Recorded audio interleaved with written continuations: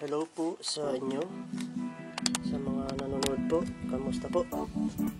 Sa video ito, ang gagawin ko po ay papalitan ko yung memory ng aking laptop.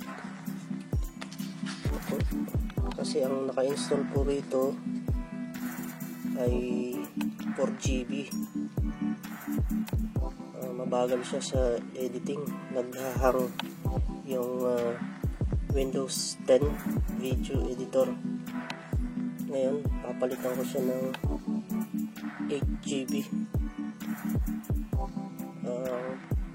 Specs po niya 8GB, tapos PC3L plus 12800S. Ayan po, 8GB. Titingnan natin kung may pagbabago. Kabit naman natin. Ito na po, nabuksan ko na siya. Dati po, ang nakalagay na SD hard drive dito po. Ang nakalagay dati. Mabagal siya nun. Tapos nung pinalitan ko ng SSD, bumilis siya. Sobrang bilis po. Pag open mo pa lang, magbubukas agad yung Windows. Tapos napansin ko lang sa kanya nung nag-edit ako ng mga video ko, naghahang, tapos re-restart. Ngayon ito kasi ang naka-install dito na memory 4GB, at saka ang problema ko rito ay isa lang yung slot ng memory. Kaya bumili ako ng 8GB. Ngayon, iti-test ko ito kung may pagbabago.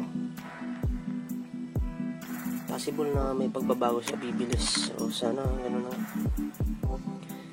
Obserbahan ko na lang po. Ngayon, tatanggalin ko to. Ayan.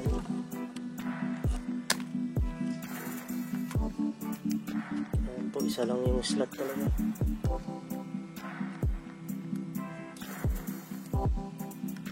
Ito yung kakabit natin dito.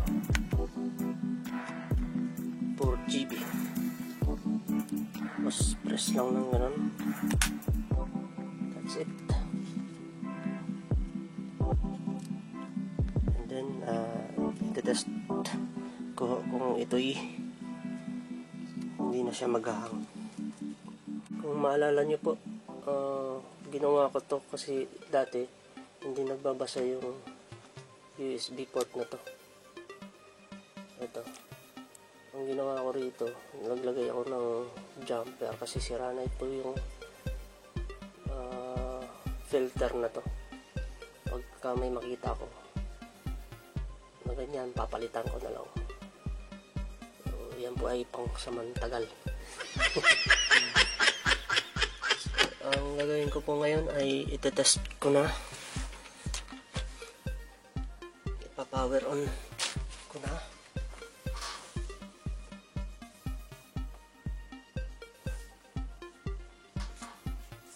Okay, power on. And then yun, bukas agad. Tapos password. Tara. Yun, bilis. Baga.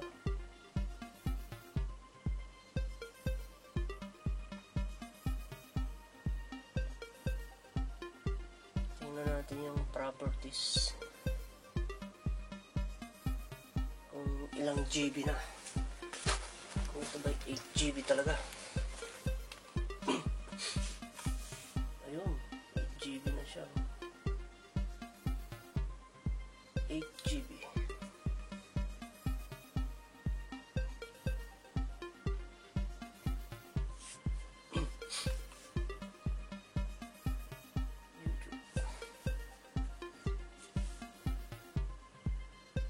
Ito kasi yung ginagamit ko na pang-edit ng aking video. Ayan po.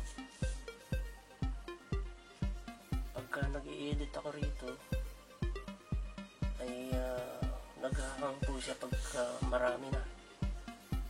Lalo na kung matataas yung resolution ng sa format ng video.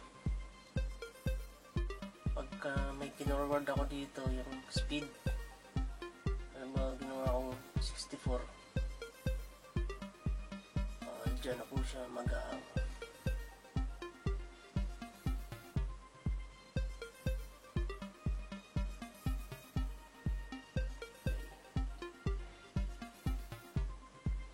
Ito okay siya, hindi siya nag-ahang.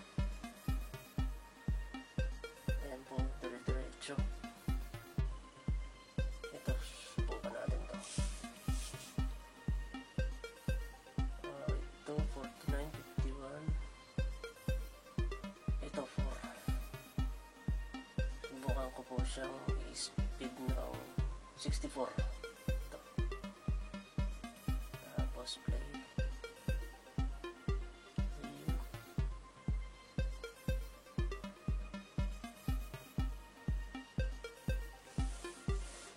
Dati po naghahang na yan pagka ganyan. Ngayon hindi siya naghahang.